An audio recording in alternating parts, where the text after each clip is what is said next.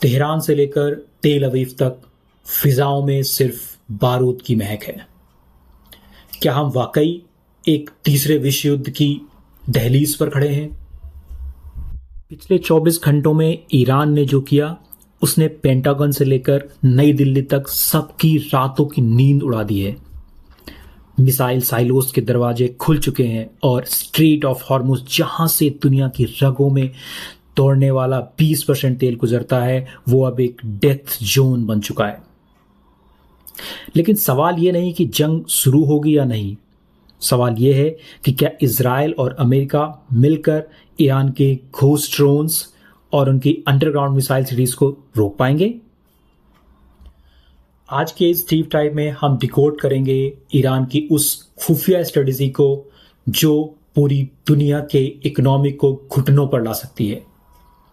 इस वीडियो को ध्यान से पूरा देखना, क्योंकि ये आपकी जेब पर, आपके देश पर डायरेक्ट असर करने वाला है।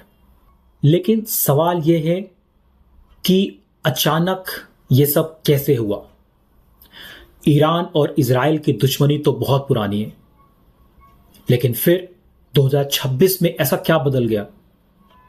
असली खेल शुरू हुआ पिछले हफ्ते, जब ईरान के सबसे बड़े न्यूक्लियर फैसिलिटी पर एक ऐसा साइबर अटैक हुआ जिसने उनके पूरे ग्रिड को बंद कर दिया। Everything blackout.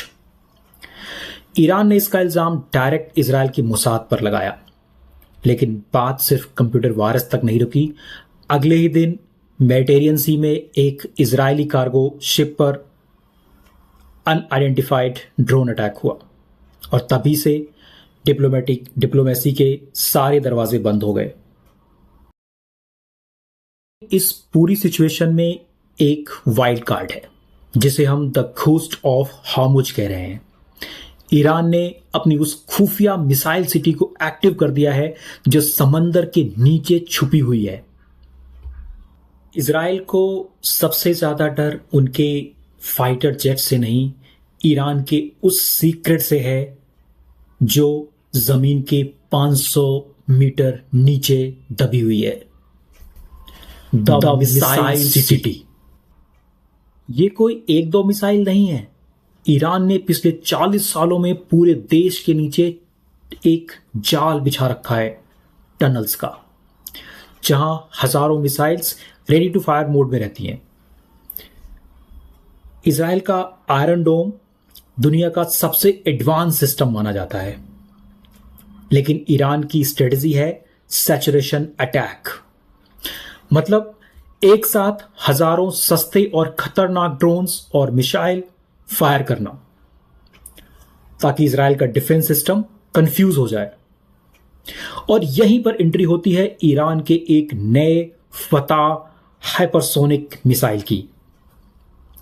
क्लेम्स ये हैं कि मिसाइल साउंड की स्पीड से 15 गुना ज्यादा तेज है और इसे इंटरसेप्ट करना नामुमकिन।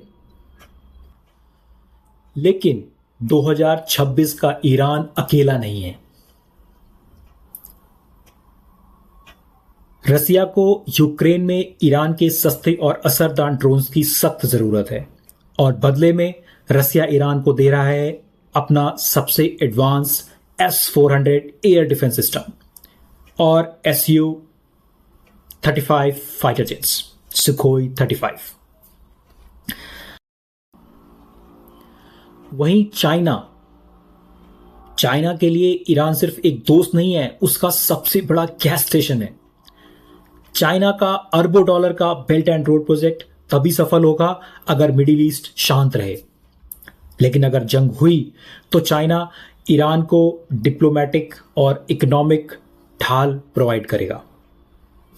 और हमारा प्यारा भारत बड़ी मुश्किल में है, एक टाइट रोप वॉक कर रहा है।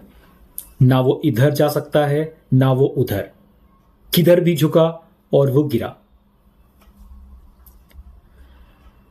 एक तरफ हमारी इजराइल से गहरी दोस्ती है और डिफेंस डील्स हैं, तो दूसरी तरफ ईरान का चाबहार पोर्ट है जो हमारे लिए सेंट्रल एशिया का रास्ता खोलता है। इंडिया कभी नहीं चाहेगा कि ये जंग बढ़े, क्योंकि अगर ये आग फैली तो हमारे 90 लाख यानी लगभग 9 मिलियन लोग जो मिडिल ईस्ट में काम करते हैं, उनकी सुरक्षा और हमारा एनर्जी सिक्योरिटी दोनों खतरे में पड़ जाएंगे। तो असली सवाल यह नहीं कि जंग कब शुरू होगी, असली सवाल यह है कि क्या हम इसकी कीमत चुका पाएंगे। अगर ईरान ने वाकई स्ट्रेट ऑफ हॉर्मुज को ब्लॉक कर दिया तो ग्लोबल ऑयल सप्लाई का 20% गिर जाना तय है। इसका मतलब आपकी कार का पेट्रोल, आपके घर का राशन और वो चीज जो ट्रांसपोर्ट होती है उसकी कीमत डबल हो सकती है। इंडिया के लिए यह सिर्फ एक फॉरेन न्यूज नहीं है, यह हमारे स्टॉक मार्केट, हमारी इकोनॉमी और हमारी पॉकेट पर डायरेक्ट हमला है। दुनिया आज एक ऐसे मोड़ पर खड़ी है जहां पर एक छोटी सी गलती, एक छोटा सा ड्रोन अटैक इंसानियत को एक ऐसी जंग में ढकेल सकता है जिसे कोई नहीं जीतेगा। आपको क्या लगता है, 2026 में कूटनीति की जीत होगी या फिर ये विश्व युद्ध 3 का कारण बनेगा?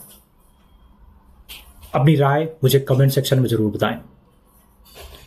और अगर आपको लगता है कि ये जानकारी किसी दूसरे तक पहुंचानी चाहिए तो इस वीडियो को शेयर करें।